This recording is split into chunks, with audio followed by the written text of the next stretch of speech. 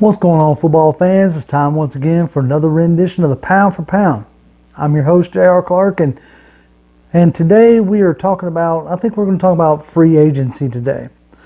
But before I really get into free agency, I'd be remiss if I didn't at least, broach the biggest elephant in the room that is captivating our country and the world by storm, obviously.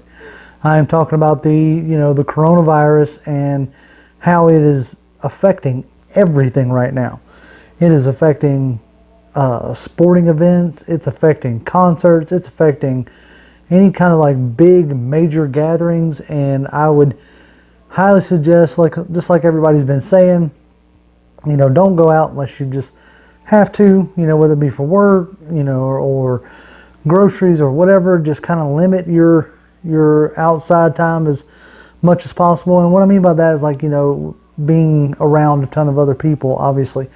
We're trying to do what can be done to limit this. I am by no means an expert. I'm just kind of relaying some of the stuff that I have read. But you can't talk about NFL free agency right now or anything right now without bringing it up, because it affects everything. I mean, just about every football organization out there right now has, pulled all their coaches and all their scouting department back to, the headquarters, getting them off the roads. Most of these places have also closed down their facilities, other than like essential personnel.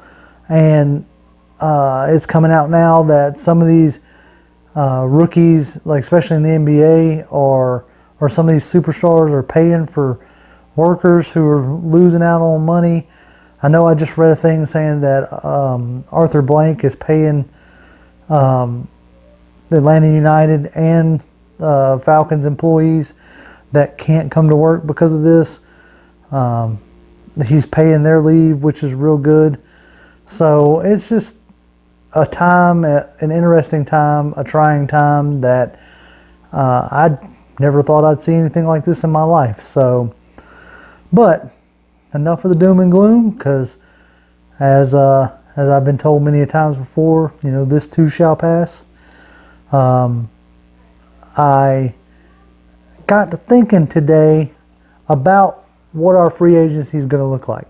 And I know that's a topic that we have touched on, as far as our live streams and some of the other stuff, but now we have guys that are getting like franchise tagged and guys that are getting released. We're coming up on them voting for the new CBA, which is going to impact the free agency. The new league year starts the beginning of next week. So we're getting ever closer to the new, to the legal tampering period. So you're really going to start hearing who the Falcons are interested in and, things of that nature. So that really got me thinking today, what could our free agency potentially look like?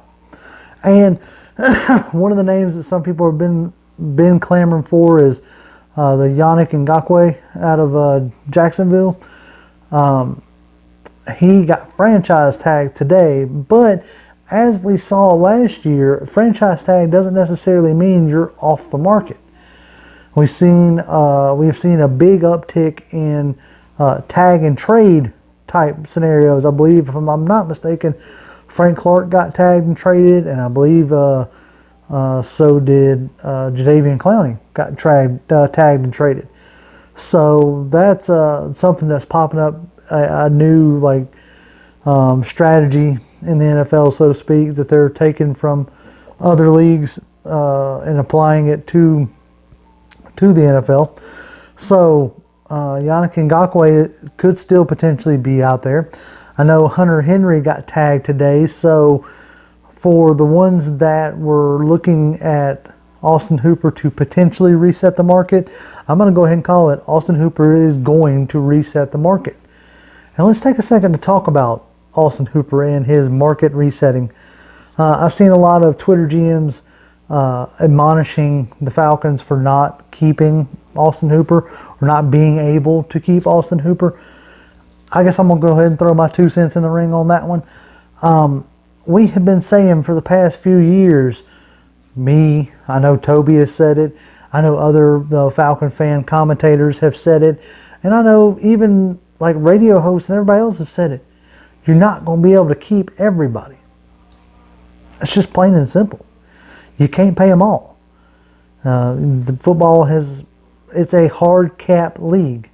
So with that being said, there's no way you're going to be able to pay them all. When you paid Matt Ryan, when you paid Julio Jones, when you paid Deion Jones, and when you paid Grady Jarrett, along with paying Jake Matthews, paying Desmond Trufant, and Devontae Freeman, it's not leaving a ton of room for every superstar that comes through. This is the downside of drafting well. I hate to say it. Y'all want to harp on, Dimitroff and company for not doing well in the draft. Well, he's done well in the draft. Well enough to where he's got enough guys that he can't keep everybody. It's just plain and simple. I hate to put it that way. And you're going to sit there and tell me, well, JR, if you didn't sign James Carpenter and Jamon Brown and Ty Sombrello last year, you might have had money to do something this year. Maybe. You might have. You're right. You might have. But you had to try to fix that O-line. Period. Point blank, you had to try to fix that O-line. And a pass-catching tight end on a team that has Julio Jones and Calvin Ridley is just it's a luxury. I hate to put it that way. I hate to break it down like that, and I hate to in a sense, call people out, but the truth's the truth. Austin Hooper, as much as I would absolutely love to keep this dude in the black and red, he is a luxury at this junction.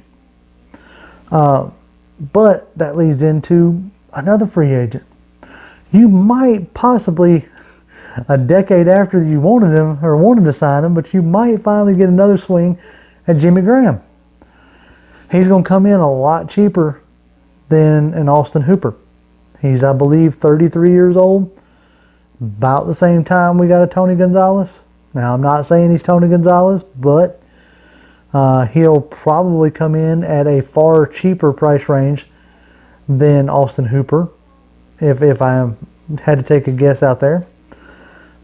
You could possibly trade for or sign Cameron Brate, somebody that I've mentioned before on the live stream and on shows like this, that could possibly be a cheaper option. Or if you needed to, you could draft another one.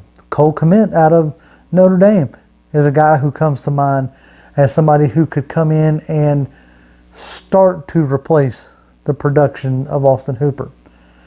I implore you to go do a little bit of research, do a little bit of digging, and see if you can find some of the guys who, like I think PFF put it out there, talking about a lot of the routes and stuff that Austin Hooper ran were highly benefited by a Calvin Ridley and benefited by a Julio Jones.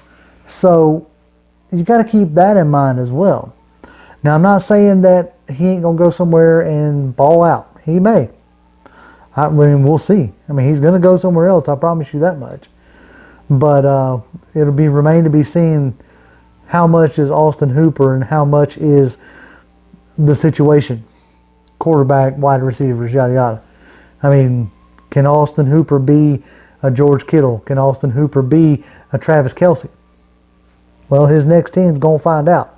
Because they're going to pay him like a Travis Kelce, and they're going to pay him like a George Kittle. So I hope he can produce. Some of the other names interesting that has come up, Cameron Wake got released by the Titans. I know a lot of times we end up clamoring for some veteran pass rush who could come in and show some guys some ropes or whatever. He might be a nice guy to pair with a Tack McKinley and whoever young pass rusher that you get in the draft via whether it's first round or later rounds. He's a guy who has had to prove it every step of the way. So attitude-wise and veteran leadership-wise, I wouldn't mind him being on this team, right? There's some other interesting names. Let's see, we got Gerald McCoy, Dontari Poe, Danny Shelton, and as of today, Linval Joseph. There's some big names that are hitting the market, and some names that you could probably get on a 1 or 2 year deal that could be productive, that could be complementary pieces. That's why we've been saying the whole time that free agency is going to influence the draft, and it's going to influence how you build the draft. And if they do it right, it's going to take pressure off the draft, right? I mean, I know the Vikings released Xavier Rhodes. He came in with the class of Desmond Trufant. So I know I probably look a little smug sometimes, but it always makes me kind of laugh, kind of chuckle a little bit when, some guys that, get released out of the same draft of guys that we've either kept or guys that we've released. It's just, those are interesting things to think about when you're looking at guys at free agency, or heck, even guys coming out of the draft this year. There are names that people wanted that are now not nearly as desirable. If I'm not mistaken, Xavier Rhodes was high on one reason why we got Desmond Trufant to trade up, because the Vikings were aiming at a quarterback. So, and they were aiming for Desmond Trufant, which is the reason why we ended up trading up in that draft. And if you look at his career versus Xavier Rhodes' career, I think we made the better choice, right? So these are just interesting things to keep your mind on when you're reading all this stuff. Don't just get caught up in the here and now, so to speak. Try to look at the bigger picture. Try to take past years and future years into account. But ultimately, it's going to be really interesting amid all this coronavirus stuff to see what transpires in free agency and what transpires even in the draft. I mean, are they going to hold the draft anymore? Or, this year? That'll be interesting to see, because, I mean, theoretically, most of the time, you're looking at guys in war rooms anyway. Like when they cut to the camera, you're looking at Thomas Dimitroff and Dan Quinn and Arthur Blank in the war room at Flowery Branch. So I don't see why you couldn't just do that. So I definitely think that that's a possibility. You could almost do it like a fantasy draft, That would be interesting for the nerds. You can be cutting the war rooms and then cutting the commentary. The only thing you'd be missing is guys walking across the stage. And that was the time that took up forever anyway. So maybe they could condense the whole draft in 2 days. That would be nice. But so anyway, back to the free agency. I definitely think that, Hooper's gone. You're not re-signing Hooper. And I think once the CBA either gets passed or denied at the end of, 12:59 on Saturday, or 11:59 on Saturday is the deadline. I think that's going to open the floodgates of what's going to happen. Now, I think you're going to see the Falcons start to make a lot more moves once they know which way the league is going with the CBA. I think that's holding up a lot of stuff right now. The deadline for the franchise tag, I think, is Monday. So this is, we're running right up on it. And this is definitely an interesting time. The names that I would like to see myself, I would like to see the Falcons sign, or, I'd like them to take a look at Cameron Wake, Robert Quinn. Definitely would love to see them kick the tires on Dante Fowler. He sounds like he wants to be here. So I'm interested to see what kind of deal they can get done with him, because that could definitely help the draft quite a bit. Let me know down in the comments down below who you're wanting, who you're looking at, because I mean there's like top tier names and there's middle tier names. There's like Shaq Lawson, from the Bills, is going to be a free agent. So yeah, it's going to be really interesting to see how this free agency period shapes up. But that's all I got for you on this, quiet Friday night when I'm recording this. As always, you can follow me on Twitter at Grim1128. That's GRIMM1128. And I definitely appreciate a follow. And as always, Falcons fans, rise up.